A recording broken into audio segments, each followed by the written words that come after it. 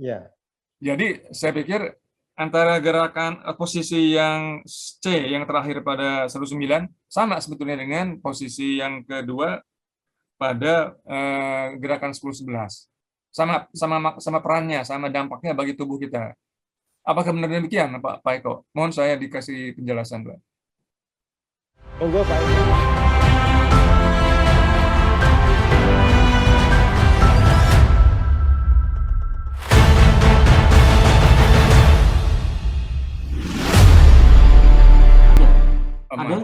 Selamat sore Pak Eko. Selamat Pak sore. Warsono. Mohon maaf Pak, saya ini kebetulan dosen teknik industri, kebetulan. Bapak di mana Pak? Dosen teknik industri. Di universitas mana Pak? Universitas Al-Azhar, Kebayoran. Al-Azhar, iya. Jadi saya selalu berpikir mengenai efisiensi dan kuantifikasi Pak ya, ukuran-ukuran.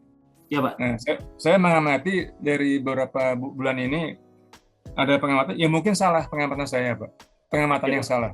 Tolong Bapak koreksi kalau saya salah. Iya Pak.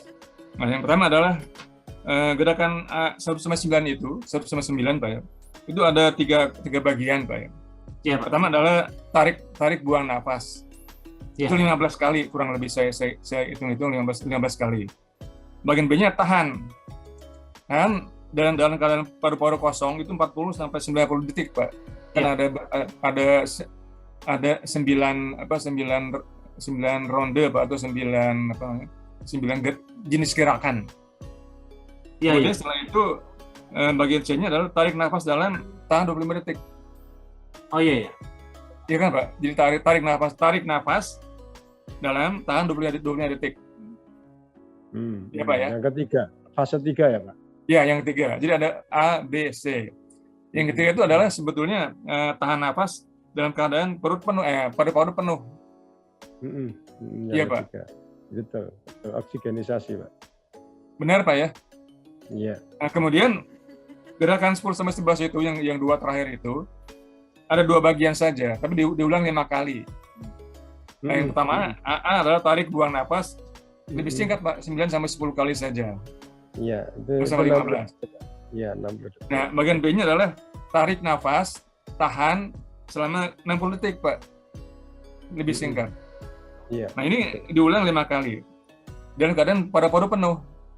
Jadi menurut saya kayaknya yang saya amati bagian C-nya yang 109 sama dengan bagian B-nya 10-11. Sama-sama paru-paru penuh, Pak. Iya. Apakah tujuannya sama, Pak? Yaitu adalah untuk gerakan yang Bapak bilang kalau salah isofagus apa gitu ya. Vaso. Kalau itu vasokonstriksi, Pak. Dilatasi apa istilahnya? Oh. Jadi arus energinya paling tinggi pada saat paru-paru penuh gitu, menyebar ke seluruh badan. Ya. Jadi saya pikir antara gerakan posisi yang C yang terakhir pada 109 sama sebetulnya dengan posisi yang kedua pada gerakan 10-11. Sama perannya, sama dampaknya bagi tubuh kita. Apakah benar demikian, Pak Eko? Mohon saya dikasih penjelasan, Pak.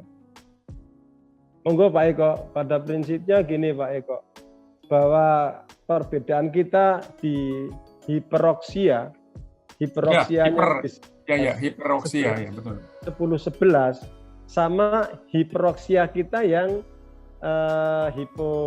hipoksia Pak, pada 3. Jadi bedanya yang 25 detik. Kalau yang saya pahami Pak, 25 detik itu adalah pemberian vasokonstriksi di mana memang kita pemberian oksigen kepada HB kita, darah merah kita.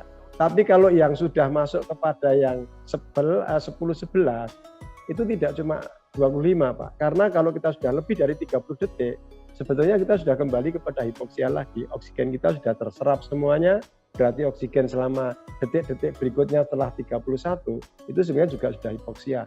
Arahannya adalah pemusatan kepada darah kita ke kepala. Mungkin di sini ini kebetulan saja Pak Eko sudah selesai teleponnya. Monggo Pak Eko, ini Pak Syarif Hidayat bisa dijelaskan. Ya, baik. Saya akan jelaskan satu persatu dari kaidah-kaidah dari pernafasan tadi Pak. Memang sepintas kelihatannya, ini kayaknya nggak terlalu banyak berbeda deh antara pernafasan 1 sampai 11. Saya akan perlihatkan perbedaannya yang sangat mencolok, sangat mencolok. Terima kasih, Pak. Ini adalah pernafasan yang namanya yang kita gunakan dari 1, 2, 3, 4, 5, 6, 7, 8, 9 itu adalah pernafasan anti diabetes. Cuman bedanya di pernafasan ini dari 40 sampai 120 detik. Apa sih yang sedang kita ingin kejar dengan pernafasan ini dan bentuk-bentuk tubuh ini? Pada semua bentuk pernafasan ini, kita menggunakan dua pernafasan, yaitu pernafasan hipoksia dan hyperoksia. Apa yang terjadi pada saat dua pernafasan ini sedang terjadi? Sedang kita lakukan. Pertama, tarik nafas dan buang nafas. Kurang lebih 1,5 menit, Pak. Tarik nafas, buang nafas. Itu semua. Bentuk pernafasan 1 sampai 9 akan didahului dengan tarik nafas dan buang nafas. Kurang lebih 1,5 menit. Ya. Pada saat itu kita sedang mengupayakan apa? Kita sedang mengupayakan oksigen masuk ke dalam hemoglobin. Tujuannya. Jadi memasukkan oksigen dalam jumlah besar ke dalam hemoglobin. Memfusikan, menyatukan, mensenyawakan. Supaya SpO2 kita naik, Pak. Nah, pada saat tertentu, pada titik terakhir, saya akan memberikan perintah, buang nafas, buang. Sampai habis, kita sedang mencari apa sih? Kita sedang mencari yang namanya vasodilatasi. Nah, vasodilatasi hanya bisa didapatkan apabila kadar oksigen kita sedang dalam keadaan rendah dan kadar karbon dioksida kita tinggi.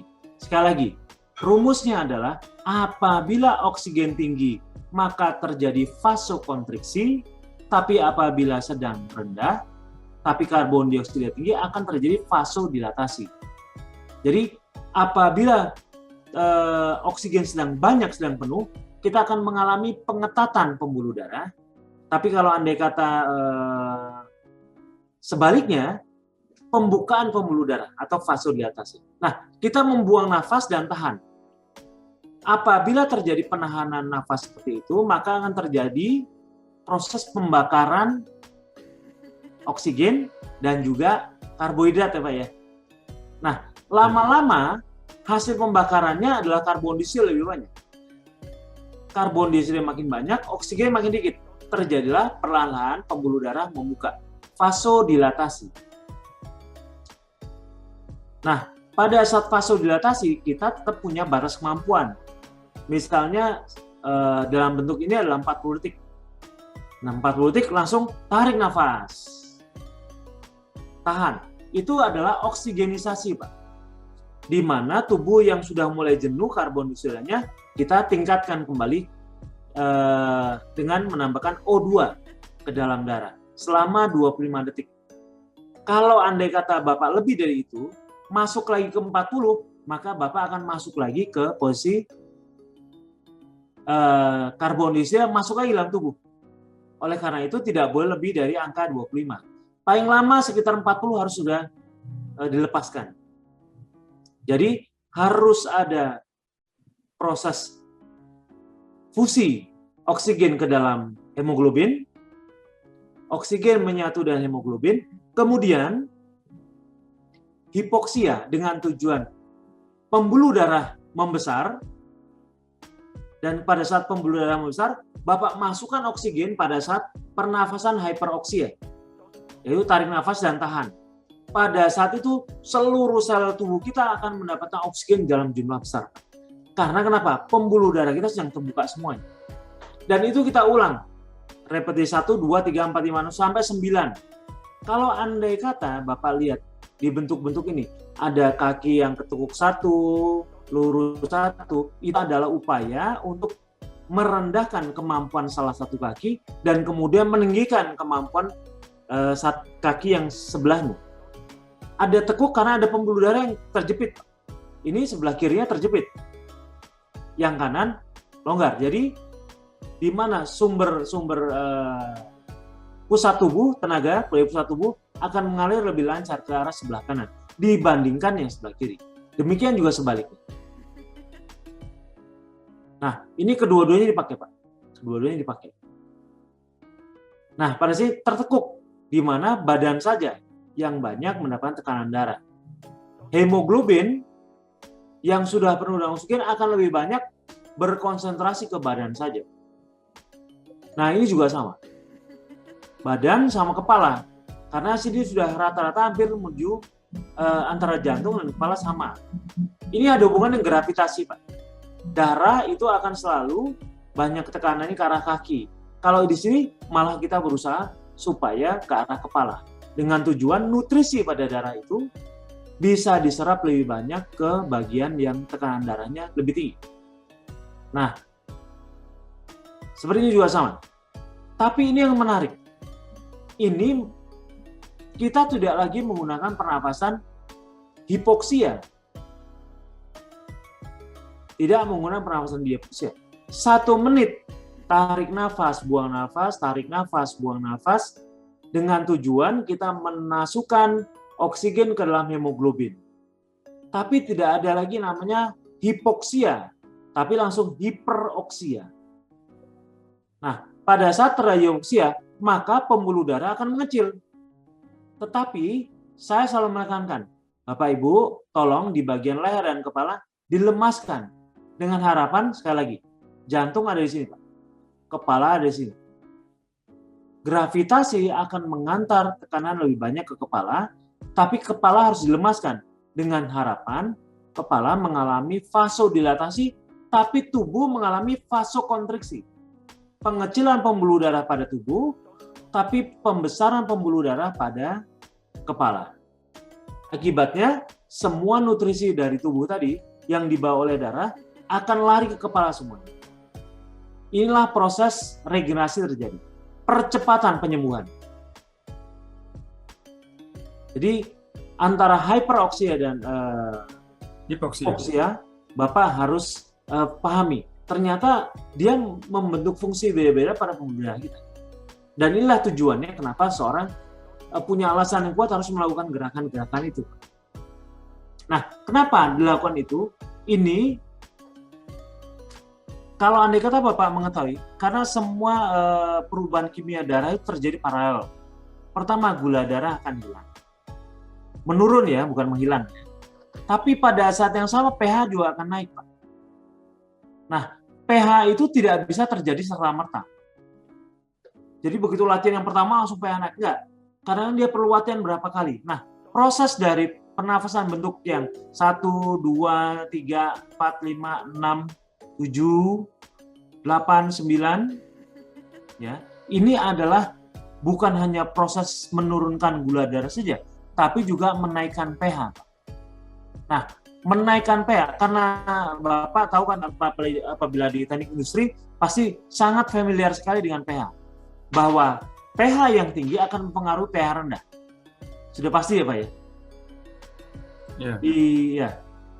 Kalau andai kata orang yang darahnya asam, dia akan dinetralisir. Di mana orang yang pH-nya darahnya rendah, pasti lebih banyak sakitnya dibandingkan orang yang pH-nya basa lemah. Nah, ini adalah upaya kita untuk mempertahankan basa kita. Nah, tapi pada saat basa tinggi, itu kita gunakan untuk memperbaiki sel-sel kita. Gitu tujuannya Pak Sarif. Sel-sel kita, bayangkan, selama bertahun-tahun mengalami penurunan basa, asam. Penurunan pH. Seharusnya 7,35, kita pada saat... Sudah basah itu, Pak? Iya, 7,3 sudah basah. Itu, Pak, ya? Sudah basah. Seharusnya kita 7,35, tapi rata-rata orang zaman sekarang, karena menjadi pemakan karbohidrat, mereka selalu pH-nya di bawah 6, Pak. Bahkan ada yang pernah jadi asam ya? Iya. Bayangkan bertahun-tahun mereka keracunan pH yang rendah seperti itu. Jadi gampang sakit ya? Betul. Betul, Pak. Iya, iya. Nah, oleh karena itu inilah kesempatan kita perbaikinya. Menaikkan pH tubuh.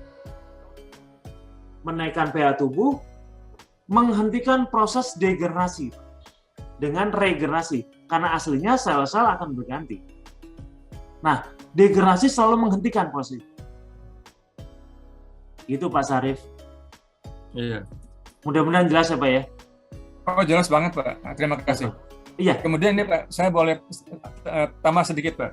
Boleh. Itu jadi ada beda tujuan dalam gerakan 1-9 dengan 10-11 Pak ya. Ya betul. Kayaknya yang 10-11 itu lebih diarahkan kepada membantu dalam memperbaiki yang di kepala Pak ya. Betul. Di kepala. Betul. Jadi, nah sekarang gini, apakah boleh nih kalau saya tanya, kita tidak usah melakukan yang 19 langsung 10-11 aja gitu? Atau ada suatu syarat bahwa untuk bisa membuat 11 harus dahulu melakukan 1-9. Ada akumulasi kekuatan atau energi yang cukup di badan kita agar bisa bermanfaat di gerakan 10-11. Apakah demikian Pak? Jadi tidak boleh langsung 10-11. Dalam beberapa kasus yang tidak diabetes bisa 10-11 langsung. Maaf, boleh diulang Pak? Ya, untuk yang tidak diabetes boleh 10-11 langsung. Oh, oke. Yang dia diabetes harus 1 sampai 9, 10 dan 11 semuanya harus lengkap. Karena berbeda urutan, berbeda sasaran juga Pak ya. Ya, betul. Oke. Kemudian ini Pak, satu lagi nih Pak. Bapak kan mengatakan bahwa untuk yang gerakan 199 itu ada semacam bertambahnya jumlah detik waktu menahan 40 sampai 90. Satu itu 40, 2 50, 3 itu berapa semenit ya. Yang terakhir itu 90 hampir 2 menit. Apa ada tujuan yang ingin dicapai Pak dari penambahan detik yang bertambah itu? Nah, ya. Jadi begini Pak, tubuh kita ini bukan mesin. Dia selalu beradaptasi dengan kondisi-kondisi baru. Jadi kenapa dari 40 ke 50? Karena dengan harapan tubuh akan mampu beradaptasi. Setiap adaptasi itu meningkatkan kekuatan kita, Pak, kemampuan kita, dan daya tahan kita, Pak. Semakin daya tahan kita dipertinggi, maksudnya aksinya dipertinggi, maka tubuh akan memberikan reaksi. Seperti contoh yang mudah Pak, Ade Rai, dia pertama kali mungkin badannya nggak ada segede itu Pak, ya kan? Kalau Anda kata badannya sekarang gede banget, itu karena latihan yang berbelas atau mungkin berpuluh-puluh tahun. Itu diberikan aksi, diberikan beban. Mungkin pertama hanya 1 kilo, 1,5 kilo, kemudian menjadi 2 kilo, menjadi 3 kilo. Terus akhirnya dia mungkin bisa mengangkat dengan satu tangannya 25 kilo sekalian. Mungkin saja begitu ya. Saya nggak tahu, saya bukan binaragawan ataupun pelatih untuk angkat berat ya. Saya tidak tahu. Tapi intinya begini, setiap aksi yang diberikan pada tubuh kita memberikan reaksi. Termasuk juga dalam latihan pernafasan. Apabila kita berikan aksinya terkontrol, dari 10 detik tambah menjadi 20 detik, menjadi 30 detik, menjadi 40 detik, maka tubuh juga akan mulai mempersiapkan diri dan membuat dia mampu. Bahkan nanti untuk beberapa orang ada orang yang bisa bertahan nafas 30 detik. Itu kemampuannya prima banget. Prima sekali. Dia bukannya mengalami keracunan oksigen. Tubuhnya akan menjadi lebih efektif dan lebih efisien dalam menggunakan oksigen. Bayangkan, dengan oksigen yang takarannya sama untuk orang lain, dia bisa melakukan 1 atau 2 langkah saja. Tapi untuk orang-orang yang efisien oksigennya, dia bahkan bisa hanya dengan 1 kali tarikan nafas, dia bisa melakukan 15 atau 20 langkah. Bayangkan, efisien sekali. Mengerti maksud saya, Pak ya? Aksi dan reaksi. Iya. Itu bedanya dengan mesin. Kalau manusia kalau diberikan aksi, dia bisa beradaptasi. Kalau mesin enggak, ya dia tahannya sekian horsepower, ya sudah, segitu aja batasnya. Dia dilatih lagi nggak bisa latih. Kalau manusia bisa latih. Itu kelebihannya dari organisasi manusia. Iya. Pak Eko punya kesimpulan atau punya semacam asumsi Pak ya, atau semacam fakta ya bahwa manusia itu punya kemampuan atau punya sifat yang sangat bagus. Dia bisa adaptasi dengan situasi yang semakin susah, semakin bisa lebih tahan dengan bantingan dan lebih tahan dengan cobaan Pak ya. Betul. Jadi ini adalah bagiannya. Berarti bahwa Bapak punya ajaran ini, penajaran ya. Bapak punya metode ini sudah dihitung masak-masak keseluruhan rangkaian langkah-langkahnya. Ya sudah, Pak. Gerakan juga sudah dirancang sampai mencapai suatu maksimum dampak kepada tubuh manusia. Iya, Pak. Lah saya ngurusin pernafasan udah 36 tahun ya. Jauh banget, Pak. Ya. Saya sudah mengalami, Pak. Jadi saya waktu sebulan pertama ikut ini kan bulan Februari, Pak. Saya kebingungan, Pak. Saya panik dan kebingungan. Kok nggak bisa bernapas panjang nih? Nah, bulan kedua, alhamdulillah bisa 30 detik. Iya. Bulan ketiga lebih panjang lagi. Bahkan kalau saya sekarang melakukan gerakan 10-11 itu menikmatinya, Pak. Iya, Pak. Menikmatinya. Tapi yang gerakan ke 10 ya, ke 9 itu masih berupa neraka buat saya, Pak. Masih amat susah karena itu hampir 2 menit itu nggak bisa tahan. Paling-paling hanya sampai ukur hitungan ke 70 udah berhenti. Iya, Pak. Masih sangat berat. Nggak apa-apa, Pak. Ya. Ya, Jadi ada masa buat tak akui, Pak. Betul, Pak Arif. Kenapa? Ada masa buat adaptasi dan juga tubuhnya belajar menjadi lebih kuat gitu, Pak ya. Betul. Karena itu terima kasih Pak Eko, Pak Rustono. Iya. Mudah-mudahan. Iya, terima kasih. Posisi paling berat Pak Sarif. Jadi justru di gerakan 9 itu 2 menit. Itu benar-benar kita secara secara organ pun kita juga mengalami sebenarnya itu pressure yang berat. Kita ini sangat berat Pak. Iya. Itu karena kita memeluk lutut Pak ya. Iya. Itu berat banget Pak. Tekanan pada paru-paru itu. Jadi ini kuat nggak nih? Saya nggak pernah bisa Pak. Kalau kita yakin kita bicara kita mampu. Iya. Karena baik. ini aku punya ini membaca suatu pernyataan seorang dokter dari Sarjito itu loh Pak. Apa yang kita katakan itu kita memanggil yang kita katakan. Apa yang kita pikirkan itu kita memanggil yang kita pikirkan. Kalau aku yakin kepada yang tak yakini, aku mengunjungi yang tak yakini. Pertama berat Pak tapi kalau sudah berjalan nanti Bapak akan merasakan. Paling pertama itu 60 lah. Tadinya udah bisa 80, 90, tapi di posisi 9, iya malah turun, itu bisa jadi. Tapi nanti setelah berjalan, makanya akan terasa. Inilah holistis kalau kita bicara ya Pak Eko. Holistis. Kelihatan gerakan 1 sampai gerakan 11, nggak ada kaitannya. Oh, tapi ada Pak. Ada. Karena dari sedikit tadi, begitu 9, puncak paling sengsara, kemudian kita nggak hipoksia. Tahu-tahu langsung kita hiperoksia. Wah, ini kejutan. Ini kejutan. Yang selama ini Pak Warsono itu taunya ya hiperoksia Pak. Tapi yang namanya hipoksia nggak kenal. Baru dikenalin sama Pak Eko ini. Gitu Pak Sarif. Ini satu analisa Bapak ataupun rangkuman atau menentukan Bapak sip Pak. Saya akui memang begitu. Ya. Terima kasih. Maaf, sudah jamnya kurang 5:45, melebihi batas waktu yang jadi Bapak. Ya Pak. Ini karena penjelasan tadi cukup agak detail. Saya harus juga menjelaskan detail supaya Bapak fun sekali tanpa terjadi kesalahan. Ya, sangat jelas Pak, sangat jelas. Baik. Terima kasih Pak Sarif untuk pertanyaan Sama-sama. ini karena mungkin saja akan memberi pengetahuan kepada teman-teman yang lain. Terima kasih banyak untuk pertanyaan yang rumit. Terima kasih Pak. Iya. Baik. Terima kasih banyak.